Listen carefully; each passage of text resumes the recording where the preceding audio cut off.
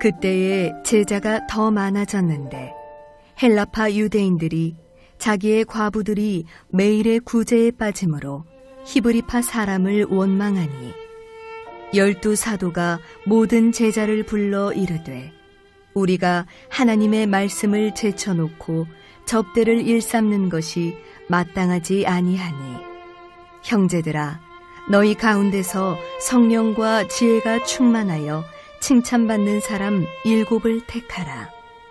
우리가 이 일을 그들에게 맡기고 우리는 오로지 기도하는 일과 말씀 사역에 힘쓰리라 하니 온 무리가 이 말을 기뻐하여 믿음과 성령이 충만한 사람 스데반과 또 빌립과 브로고로와 니가노르와 디몬과 바메나와 유대교에 입교했던 안디옥 사람 니골라를 택하여 사도들 앞에 세우니 사도들이 기도하고 그들에게 안수하니라. 하나님의 말씀이 점점 왕성하여 예루살렘에 있는 제자의 수가 더 심히 많아지고 허다한 제사장의 무리도 이 도에 복종하니라. 요즘 교회를 향하여 위기라고 많이 말을 합니다. 코로나로 인해서 많은 피해를 입었는데 그 중에서 가장 많은 피해를 입은 단체가 바로 교회가 아닐까라는 생각이 듭니다. 코로나 초기에 대구에서 이단 집단인 신천지를 통해서 코로나가 많이 확산이 되었습니다. 그때에 일반인들은 이단과 정통교회를 구분을 하지 못합니다. 그래서 기독교에 대해서 많은 그러한 인식이 좋지 않았습니다. 이후에 서울의 광화문 집회가 결정적이었습니다. 이를 계기로 해서 언론 또 정부 또 많은 또 안티 기독교인들이 교회를 향해서 또 여러 가지 공격을 하면서 국민들에게 혐오의 대상이 되어서 많은 핍박 그리고 또 오해도 받았습니다.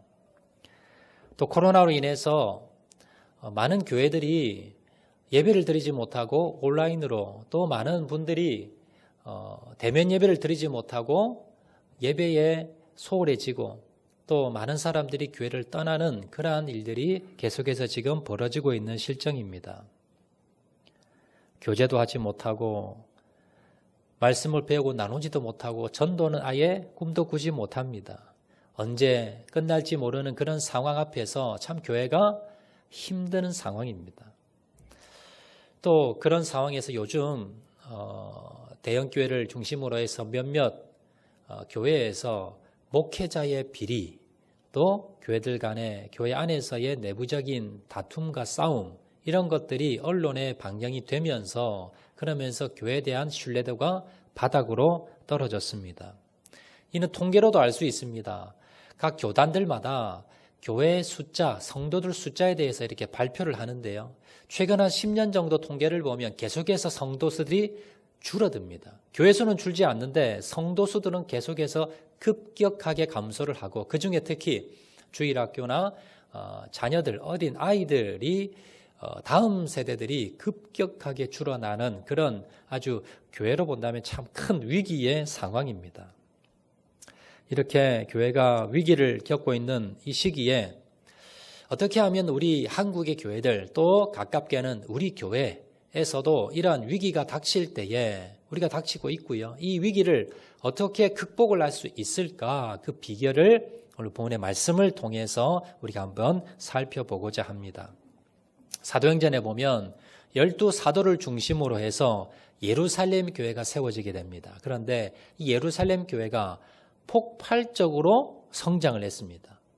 베드로의 설교로 말미암아 하루에 3,000명 또는 5,000명이 회개합니다. 새가족들이 여러분 수천 명이 들어온다고 생각해 보세요. 감당이 되지 않을 정도로 그렇게 갑자기 성도가 불어나고 부흥이 되었습니다. 자, 이렇게 부흥이 되자 먼저 외적인 핍박이 시작이 됩니다. 외적으로 예수님을 믿는 사람들을 핍박을 했고 또 교회 지도자들을 데려다가 옥에 가두고 매를 때리고 그리고 사회적으로 고립을 시켰습니다. 자, 그렇지만 이 예루살렘 교회가 외적인 핍박이 들어오게 되자 성도들이 똘똘 뭉칩니다. 더 뭉쳐서 더 기도에 힘쓰고 더 구제에 힘쓰고 더 하나님 말씀을 붙들고 나아가자 교회가 뭡니까? 더 왕성하게 더 부흥이 되게 되었습니다. 자, 그런데 오늘 본문에 보시면 외적인 핍박에 끄떡하지 않았던 예루살렘 교회가 내적인 교회 안에서의 위기가 시작이 됩니다. 구제 문제로 인해서 성도들끼리 교회가 두 조각이 난 겁니다. 한쪽에서 한쪽을 원망하며 서로가 원망하는 그러한 상황이 되었습니다. 여러분, 사실 외적인 핍박은요, 오히려 공동체를 결속을 시킵니다. 야, 우리가 위기다. 우리가 똘똘 뭉쳐야 되겠다. 그래서 오히려 내부적으로는 훨씬 더 도움이 될 때도 있습니다. 자, 그런데 내부적으로 분란이 일어나고 분열이 일어나고 다툼이 일어난다면 이건 뭡니까? 이건 걷잡을 수가 없습니다. 스스로 그냥 무너지는 겁니다. 역사적으로 본다면 로마 제국을 비롯해서 수많은 제국들이 외적인 외세의 그 공격보다는 내부의 도덕적 타락, 여러 가지 분열로 인해서 내부의 그런 위기 때문에 그냥 무너져 내렸던 그런 역사적인 내용도 우리가 많이 볼 수가 있습니다. 자, 그러면 오늘 예루살렘 교회에 내면적으로 위기가 닥쳐왔는데 그 내용이 무엇인가? 무슨 내용 때문에 이런 위기가 닥쳤는가? 1절 말씀에 나오지요. 1절 말씀 보시면 이렇게 기록합니다. 그때에 제자가 더 많아졌는데 헬라파 유대인들이 자기의 과부들이 매일 구제에 빠짐으로 히브리파 사람을 원망하니. 예루살렘 교회 문제는요, 돈 문제였습니다. 성도들끼리 두 패로 나뉘어서 한쪽에서 한쪽을 원망하면서 서로가 원망하면서 갈등이 시작이 되었다라는 겁니다. 예루살렘 교회는요, 두 부류가 있었습니다. 일부러 나눈 건 아니고요, 자연적으로 두 부류가 이렇게 나누어지게 됐습니다. 하나는요, 히브리파 유대인, 하나는 헬라파 유대인. 이 왜 이렇게 나눠졌느냐 하면요, 이 이스라엘 사람들은 여러 가지 이유로 해서 외국에 나가서 사는 사람들이 많았습니다. 외국에 나가서 살다가 이제 나이가 들었거나 아니면 고국으로 돌아오고 싶어서 외국에 오래 살다가 이제 고국으로 돌아와 사는 사람들이 또 많았습니다. 어릴 때 아니면 외국에서 태어나서 모국어를 전혀 쓰지 못하는 사람들도 제법 많았습니다. 그 당시 예루살렘과 이스라엘 안에서는 어떤 언어를 썼느냐? 아람어라고 하는 언어를 썼습니다. 그런데 이스라엘을 떠나서 그 외의 다른 도시들에는 공통어가 하나 있었는데 이것이 로마의 지배하에 있었기 때문에 그리스 언어였던 헬라어를 로마에서 공식 언어로 채택을 했기 때문에 헬라 언어를 다 썼습니다. 그래서 외국에서 살다가 들어온 사람들, 이런 이스라엘 사람들은 무슨 언어를 썼느냐? 헬라어를 쓰는 겁니다. 모국어 이 아람어를 쓰지를 못합니다. 그래서 교회에서 성도들이 이렇게 이제 교회가 갑자기 부흥이 되어서 이렇게 되었는데 그 안에서 두 가지 언어를 썼다는 겁니다. 원래 이 예루살렘에 살고 있었던 주민들은 아람어를 썼고요. 그리고 외국에 갔다가 들어온 사람들은 어떤 언어요? 헬라어를 썼다는 겁니다. 서로 말이 통하지 않기 때문에 또 문화도 달랐습니다. 그래서 교회 안에 자연적으로 두 부류가 이렇게 나뉘어진 겁니다. 그런데 이들 가운데 가난한 사람들이 참 많았고요. 그리고 은혜 받았던 사람들의 초대교회 특징이 뭐냐면 돈이 많았던 사람들이 그 재산을 다 팔아서 사도들의 발 앞에 두었습니다. 가난한 사람, 어려운 사람을 좀 도와주세요. 그래서 제자들이 그 돈을 가지고 힘들고 어려운 사람들을 이제 구제하고, 이제 밥을 못 먹는 사람, 이제 너무 힘든 사람, 병이 든 사람, 이런 사람들을 이제 구제하며 도와주었는데, 그 문제는요, 갑자기 사람들이 수천 명, 수만 명이 되면서 제자들은, 사도들은 12명 그대로입니다. 그러다 보니 도와주어야 될 사람인데 도우지 못하고 오히려 이들보다 더 힘들고 어려운데 도움의 손길이 가지 않는 일들이 일어났다라는 겁니다. 그런데 주로 어디에 그런 부류가 많았느냐? 헬라파 성도들에게 많았다는 겁니다. 왜냐하면 12사도들이 대부분 아람어를 썼고요. 대부분 이 예루살렘에 이스라엘에 오래 머물렀기 때문에 대부분 아람어를 썼습니다. 그래서 제자들도 뭡니까? 이 사도들이 주로 친했던 분들, 주로 통하는 분들이 아마 히브리파 성도가 많았을 겁니다. 자, 그러다 보니까 자연스럽게 헬라파 성도들은 사도들과 소통이 잘 안 됐을 것이고, 그러다 보니 구제를 하고 그 다음에 도와주는데 뭡니까? 이게 형평성이 좀 어긋났더라는 겁니다. 그러자 이 헬라파 성도들이 히브리파 성도들과 뭡니까? 형평성이 어긋나고 자신들이 소외당한다는 생각이 들면서 그러면서 두 부류가 다투게 되었다는 겁니다. 한쪽에서 원망을 시작하니 또 한쪽에서도 억울하니 변명을 했을 것이고요. 그러다 보니 이게 갈등이 시작되어서 걷잡을 수 없는 상황이 되었더라라는 겁니다. 자, 그러면 이렇게 교회가 두 쪽으로 나뉘어져서 서로 갈등이 생기게 되었는데, 그럼 제자들은, 사도들은 어떻게 이 일을 해결을 했는가? 오늘 보면 2절에서 4절에 나오는데요. 먼저 이 사도들은 제자들을 다 불러 모았습니다. 헬라파 그리고 히브리파 이렇게 성도들을 아마 리더들을 대부분 다 모았습니다. 그리고 이렇게 이야기합니다. 자, 2절부터 제가 봉독하겠습니다.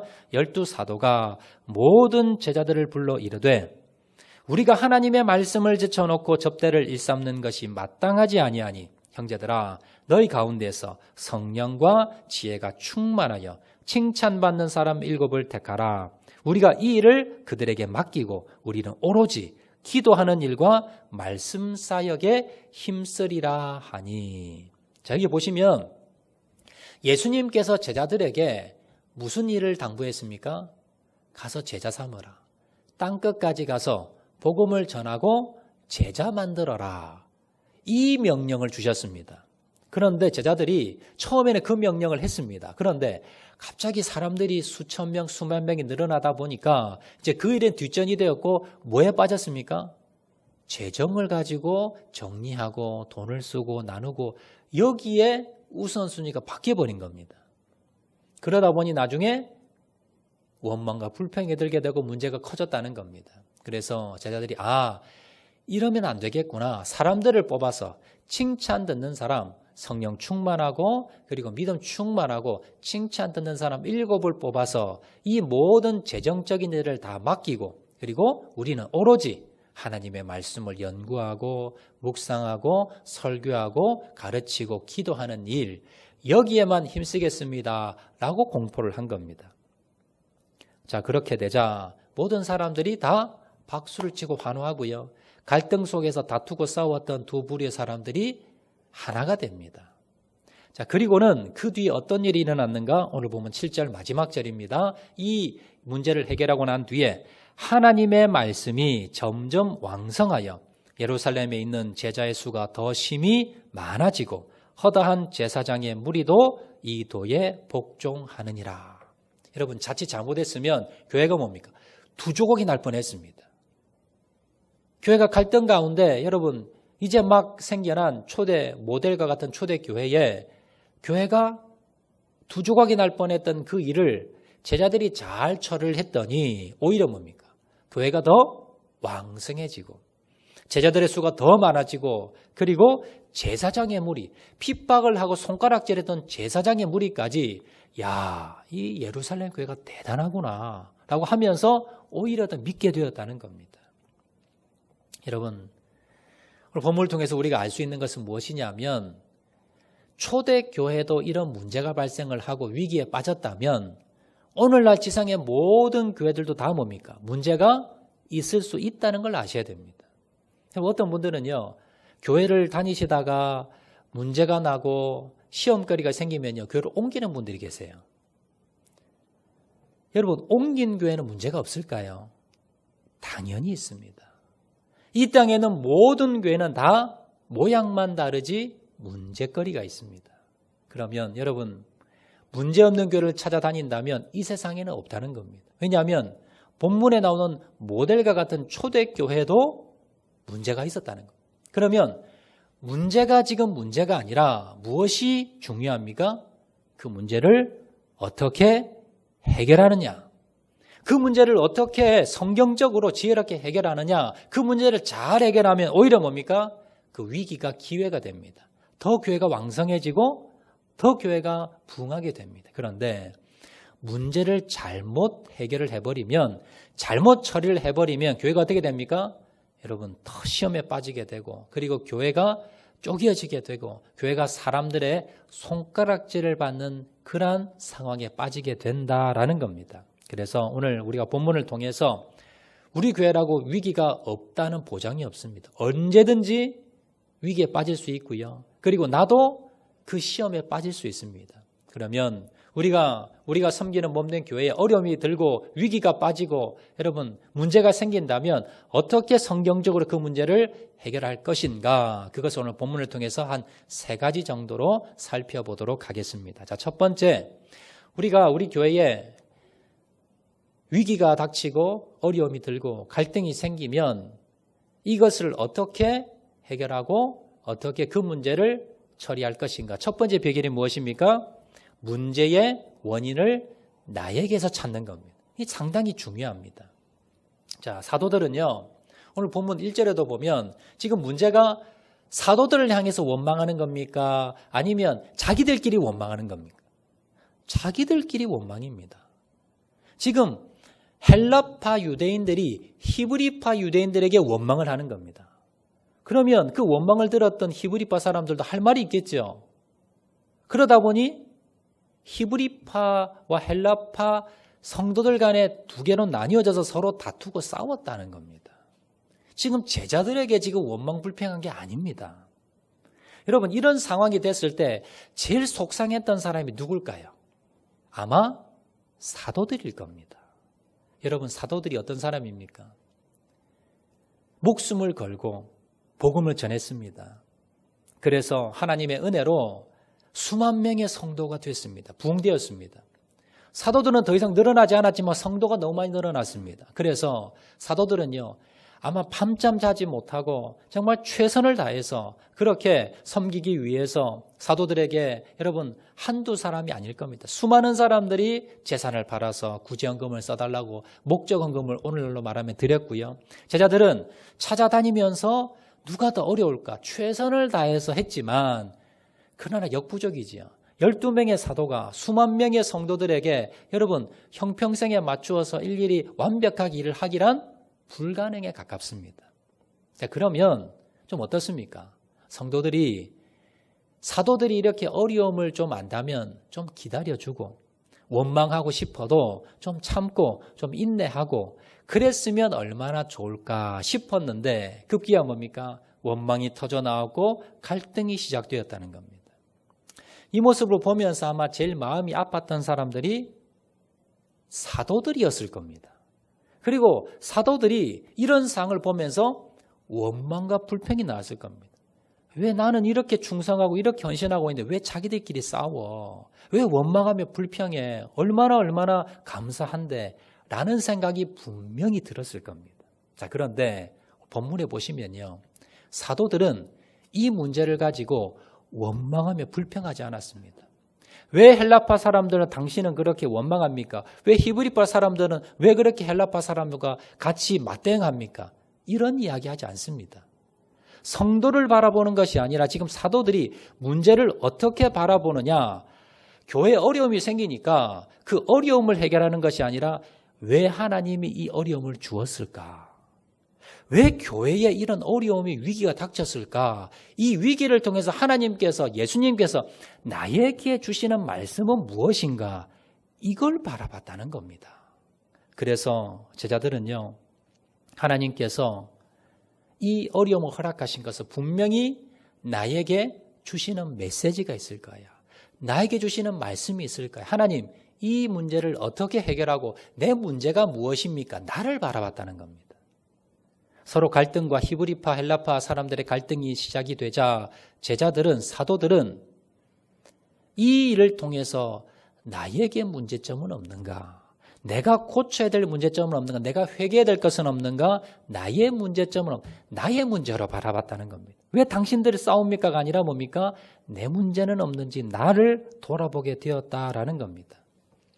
자, 그렇게 자신을 돌아보면서 자신의 문제점을 하나 발견합니다. 그 무엇입니까? 일을 내려놓지 못하고 자기들이 다 들고 한 겁니다. 그래서 그러다 보니 본질의 핵심적인 사역, 예수님께서 사도들에게 맡기신 복음을 전파하고 제자 만드는 사역을 뭡니까? 소홀히 여긴 겁니다. 그걸 발견하고는 이제 제자들을 모아놓고 특히 헬라파 사람들에게 이렇게 제자들이 이야기합니다. 헬라파 성도님, 이 문제의 원인은요, 저희들에게 있습니다. 우리 사도들이 문제였습니다. 우리가 더 기도하지 않아서 그랬습니다. 불평, 불만이 나오는 것을 보니 우리가 뭡니까? 기도하지 않았고 말씀을 더 연구하지 않았습니다. 말씀이 은혜가 되지 않으니 성도들이, 우리가 기도하지 않으니 성도들이 뭡니까? 이렇게 다투고 싸우는 겁니다. 다 우리 문제였습니다. 그래서 이 문제는 어떻게 해결하느냐? 우리들이 다 내려놓겠습니다. 우리가 예수님께서 우리에게 주신 그 사명, 본질의 사명, 말씀을 전하고 기도하는 사역, 여기에 우리가 매진하고, 그리고 이 모든 재정의 문제는 충성된 일꾼 7명을 세워서 그 사람들에게 다 맡겨버리겠습니다. 어떻습니까? 이렇게 이야기했더니 원망과 불평이 다 사라져버렸다는 겁니다. 여러분, 만약 예를 들어서 이 사도들이 헬라파 사람을 불러놓고 너희들 잘못을 지적하고 히리퍼 사람들을 불러서 잘못을 지적했다면 더 큰 싸움이 일어났을 겁니다. 그런데 사도를 어떻게 합니까? 이거 제 잘못입니다. 이거 저희들 잘못입니다. 라고 자신의 잘못으로 돌렸을 때에 결국 어떻게 됩니까? 이분들이 거기다 수긍을 하더라는 겁니다. 그리고 오히려 교회가 더 하나 되었더라라는 겁니다. 여러분, 사도들이 어떻게 이렇게 할 수 있었을까요? 그들도 사람이었는데 사도들은요, 성령 충만했습니다. 여러분, 성령 충만이 무엇일까요? 기적, 이적 베푸는 것이 성령 충만이 아니라 우리가 성령의 열매 9가지 살펴본 대로 성령 충만한 사람은 성령의 9가지 열매를 맺는 사람입니다. 나 옛자를 죽이고 성령님께서, 예수님께서 내 안에 주인이 되셔서 성령의 인도하심 따라 살아가는 사람들, 이러한 사람들이 성령에 충만한 사람들이고 이러한 사람들이 성령의 9가지 열매를 맺는 사람들이다라는 겁니다. 제자들이 그랬습니다. 이 사도들이 그랬습니다. 그래서 이 사도들은 문제가 터지자 원망하며 불평했던 것이 아니라 원망하며 불평했던 옛자는 십자가에 다 못 박았습니다. 그리고는 성령 충만함을 통해서 내 안에 계신 성령님의 인도하심 따라서 우리들의 문제가 무엇인지를 바라보게 됩니다. 그리고 그 문제를 해결하자 이 교회의 문제가 해결이 되었더라라는 겁니다. 여러분, 교회에서 특히 교회의 리더들, 세움받은 사람들, 이러한 분들 중에서 옛자를 죽이지 못하고 성령 충만하지 못하고 옛 습관, 옛자대로 섬기는 분들이 있다면요, 이런 분들이 많은 교회들은 항상 다투고 싸웁니다. 바람 잘 날이 없습니다. 그런데 정말 좋은 교회, 은혜로운 교회가 어떤 교회입니까? 성도들이 모두 다 어떻습니까? 나 옛자는 죽이고 십자가에 못 박고 날마다 성령 충만한 가운데 성령께서 주인 되셔서 살아가는 성도가 많은 곳, 특별히 그런 사람이 리더가 돼 있는 교회는요, 항상 은혜가 넘칩니다. 잡음이 일어나지 않습니다. 문제가 일어나지 않습니다. 여러분, 예루살렘 교회가 바로 그랬습니다. 우리가 교회 봉사를 하다 보면요, 트러블이 일어날 때가 있습니다. 어떤 봉사를 하고 일을 하다 보면 문제가 일어나지요. 다툼이 일어나고 갈등이 일어납니다. 여러분, 그러면 문제가 일어나서 다툼과 싸움이 일어나면 누가 먼저 사과를 해야 됩니까? 세상에서 보면요, 잘못한 사람이 먼저 사과를 해야 됩니다. 그래서 세상에서는 어떤 갈등과 다툼과 싸움이 일어나면 잘못을 따집니다. 누가 잘했느냐. 이게 우리끼리 해결이 안 되면 어디로 갑니까? 소송을 걸어서 재판을 하지요. 그래서 재판에서 이긴 사람이 뭡니까? 진 사람이 이긴 사람에게 돈도 물어줘야 되고요, 비용도 물어줘야 되고 사과도 해야 되고 다 해줘야 됩니다. 그래서 세상에서는 잘한 사람과 잘못한 사람을 구분해서 잘못한 사람이 잘한 사람에게 사과하는 것이 세상의 법입니다. 자, 그런데 교회는요, 다릅니다. 하늘나라에서는 둘이가 다툼이 싸움이 있으면 누가 누구에게 먼저 사과하느냐 하면 믿음 좋은 사람이 믿음 없는 사람에게 사과하는 겁니다. 성령 충만한 사람이 성령 충만하지 못한 사람에게 먼저 사과하는 겁니다. 이게 하늘나라 법칙이고요. 이게 성경의 원리입니다. 오늘 성경에 나오는 가장 믿음 있는 성령 충만한 사람이 누구였습니까? 사도들이었습니다. 사도들은요, 이건 내 문제입니다. 나 때문에 이 일이 일어났습니다. 라고 하면서 자기를 돌아보면서 자기가 먼저 사과하고 회개하는 겁니다. 이것이 바로 믿음의 사람, 하늘나라의 법칙, 교회의 법칙입니다. 예를 들어서요, 새가족하고 성도님하고 기존 성도님하고 새가족하고 다툼이 일어났습니다. 그러면 누가 사과해야 됩니까? 잘잘못을 따지는 것이 아니라 기존에 있는 분들이 사과하셔야 되는 겁니다. 왜냐하면 먼저 믿었기 때문에. 여러분, 예를 들어서 뭐 장로님이나 권사님과 아니면 일반 여러분 성도나 집사님과 여러분 다툼이 일어났습니다. 누가 사과해야 됩니까? 우리는 잘잘못을 먼저 따지고 누가 잘했냐 잘못했느냐 아니에요. 교회는요, 직분을 더 가진 분들이 사과하는 겁니다. 왜냐하면 더 직분이 높기 때문에, 더 믿음이 크기 때문에, 더 성령 충만해야 되기 때문에 더 직분이 높고 더 믿음 생활 오래 하고, 그리고 성령 더 충만한 사람이 먼저 사과하는 겁니다. 내 잘못입니다.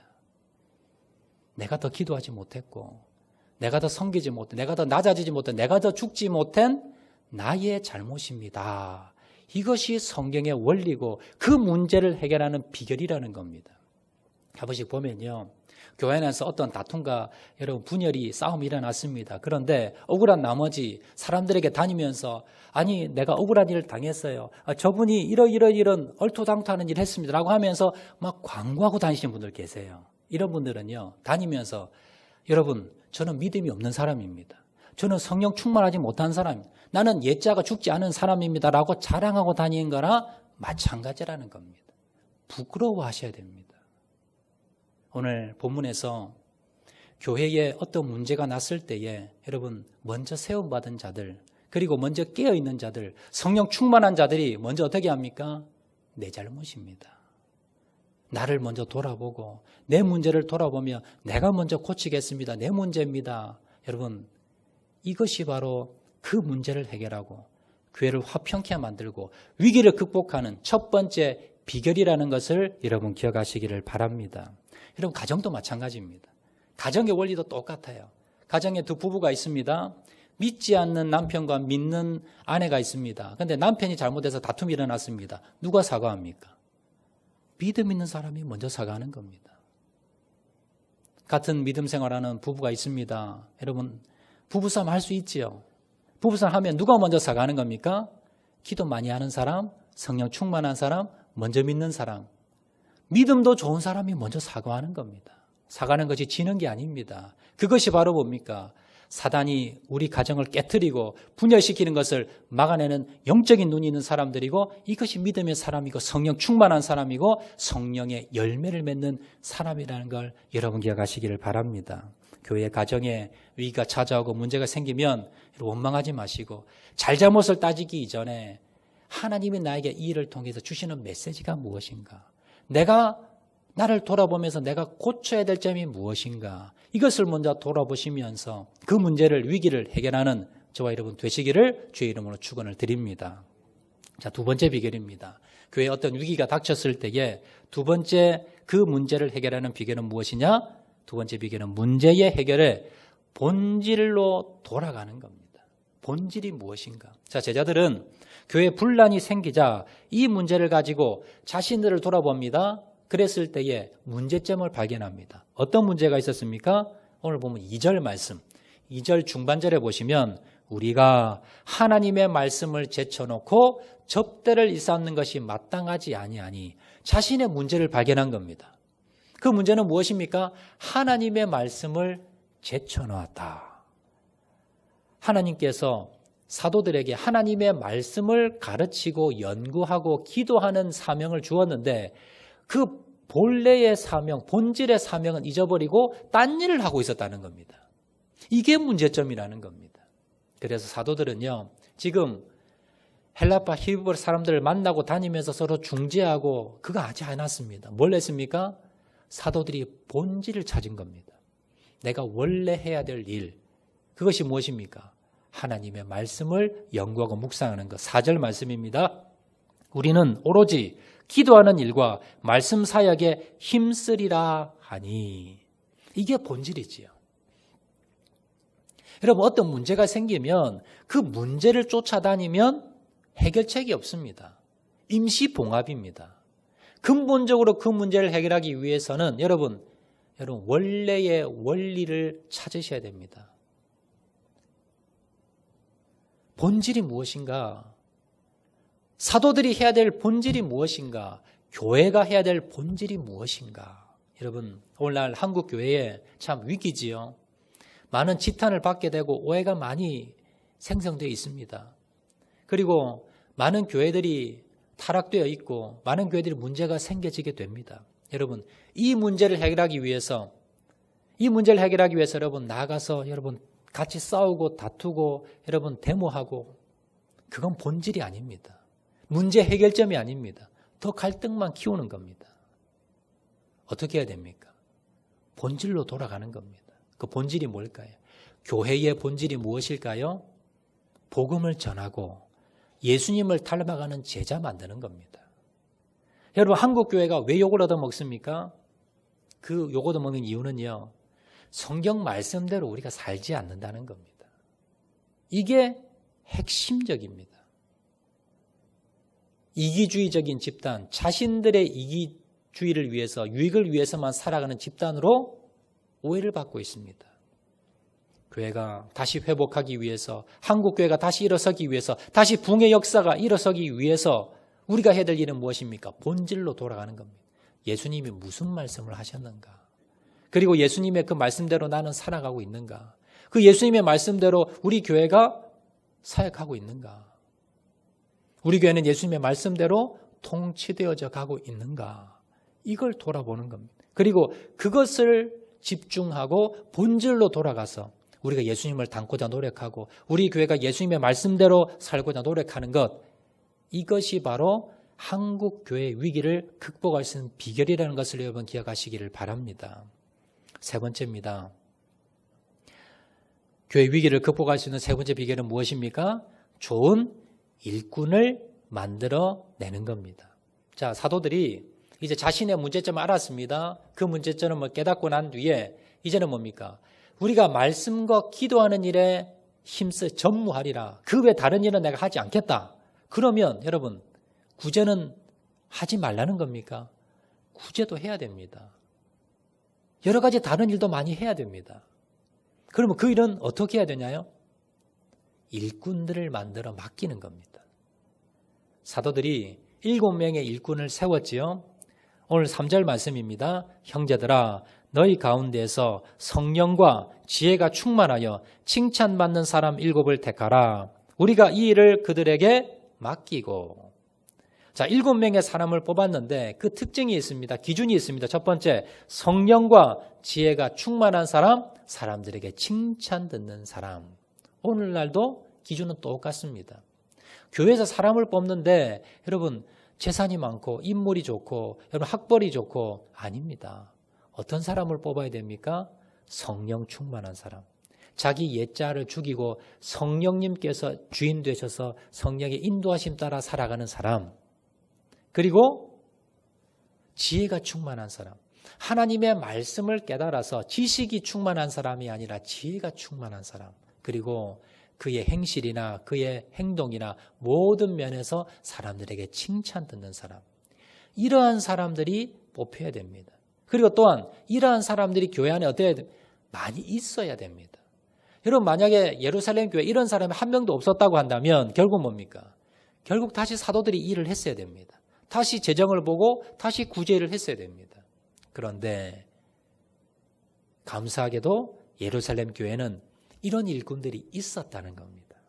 여러분 우리도 마찬가지입니다. 장기적으로 교회에 위기가 닥칠 때에 교회가 그 위기를 극복할 수 있는 비결이 무엇입니까? 이런 신실한 일꾼들, 성령 충만한 사람, 그리고 믿음 충만한 사람, 지혜가 충만하고 그리고 칭찬 듣는 그러한 일꾼들을 많이 배출하는 겁니다.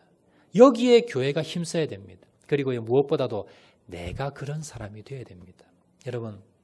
여러분 만약에 이 세 가지 기준에 여러분 한번 대입해 보세요. 나는 얼마 몇 점짜리인가? 나는 성령 충만한가? 나는 지혜가 충만한가? 나는 칭찬 듣는 사람인가? 이 세 가지 항목에 나는 낙제점은 아닌가? 여러분 나를 돌아보셔야 됩니다. 그리고 내가 이런 사람, 이런 일꾼이 되기 위해서 노력하시고 힘써야 됩니다. 그리고 교회는요, 이렇게 일꾼을 세우고 일꾼을 여러분 훈련시키고 양육시키고 제자 만드는 사역, 이 사역에 전념해야 됩니다. 그것이 바로 앞으로 교회에 어떠한 위기가 닥친다 할지라도 그 위기를 극복할 수 있는 비결이라는 것을 여러분 기억하시기를 바랍니다. 말씀 맺도록 하겠습니다. 여러분, 이 땅의 모든 교회는 다 문제가 있습니다. 문제 가운데 어떻게 그 문제를 해결하느냐, 그 문제를 어떻게 해결해 나가느냐가 그 교회의 수준입니다. 하나님은요, 교회가 건물이 몇 평이냐, 사람 몇 명이냐, 1년 예산 얼마냐, 담임 목사가 무슨 학교를 나왔느냐, 그거 보지 않습니다. 얼마나 성령 충만하냐, 위기 가운데서 그 위기를 얼마나 성경대로 지혜롭게 극복하느냐, 그 교회 주인이 누구냐,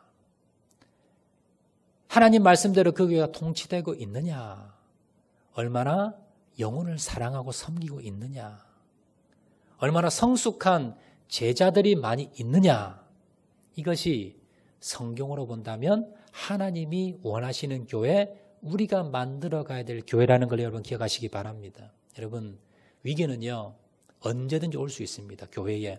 우리 학장로 교회도 이전에 여러 위기가 닥쳤습니다. 그런 위기가 또 올 수 있습니다. 그럴 때에 우리가 세 가지를 기억하시기 바랍니다. 위기가 닥쳤을 때에, 갈등이 일어나고 문제가 일어났을 때에 뭡니까? 나를 돌아보는 겁니다. 나에게 문제가 없는지, 내가 회개할 것은 없는지, 이를 통해서 하나님께서 나에게 주시는 메시지가 무엇인지, 그리고는요 그걸 고쳐나가는 겁니다. 먼저 내가 회개하는 겁니다. 그럴 때에 하나님이 문제 해결을 해주십니다. 두 번째 비결이 무엇입니까? 본질로 돌아가는 겁니다. 자꾸 여러분 문제에 여러분 집착하지 마시고요. 내가 본질에서 벗어난 것은 무엇인가? 우리 교회가 무엇을 추구하며 나가야 되는가? 여러분 본질로 돌아가시기 바랍니다. 원래 자리로 돌아가시기 바랍니다. 코로나로 아무리 힘들고 어려워도요, 우리가 뭡니까? 예배 자리부터 회복하셔야 됩니다.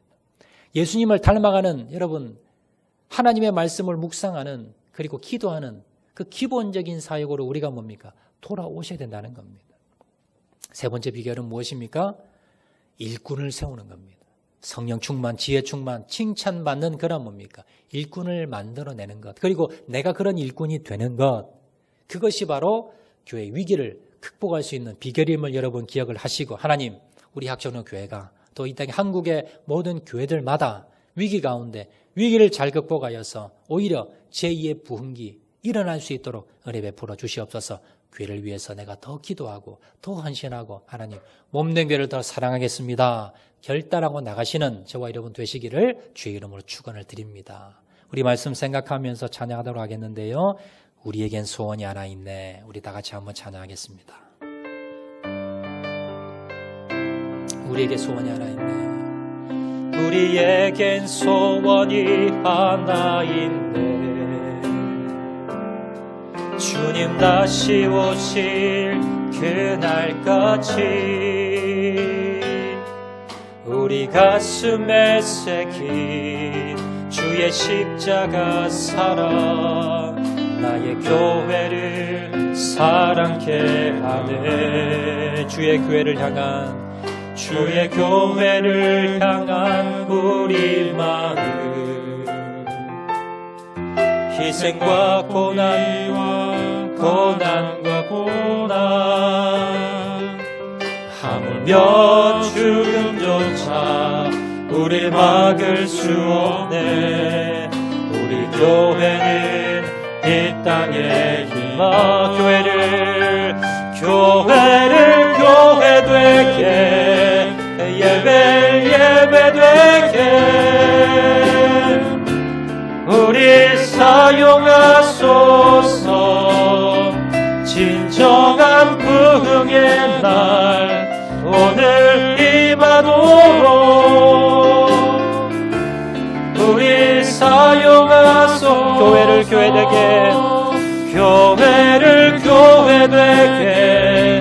예배 되게 우리 사용하소서.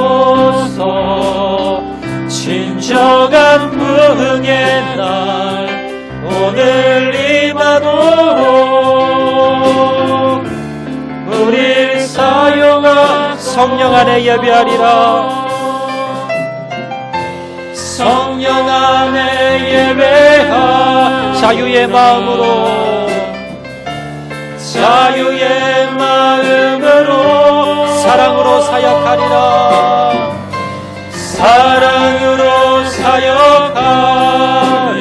교회는 생명이니, 교회는 생명이니, 교회를 교회되게, 교회를 교회되게, 예배를 예배되게. 우리 사용하소서, 우리 사용하소서. 진정한 부흥의 날 오늘 임하도록 우리 사용하소서. 그 시간 한번 결단하면서 기도하겠는데요.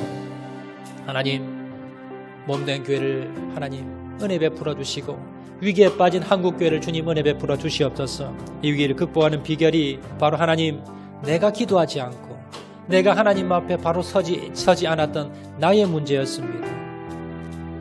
성도 한 명 한 명이 나는 죽고 예수 그리스도가 주인 되는 그러한 교회 되겠습니다. 문제가 나고 트러블이 나면 나를 먼저 돌아보면 내가 먼저 회개하겠습니다. 한국교회가 회개 역사가 일어나게 도와주시고, 하나님, 문제 해결의 비결은 본질로 돌아가는 것임을 깨닫고, 하나님, 내가 기도와 말씀에 전무하겠습니다.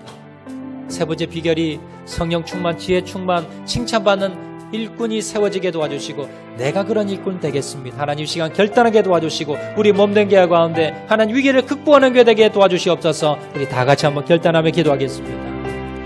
사랑가리가 많으신 아버지 하나님, 주여 내와 사랑을 감사합니다. 하나님, 우리 몸된 교회 가운데 날마다 믿음으로 나가는 교회 되게 도와주시고, 위기에 빠진 한국교회가 위기를 극복하게 도와주시고, 위기 가운데 하나님 회복되는 역사가 일어나게 도와주시길 간절히 바라고 소원합니다.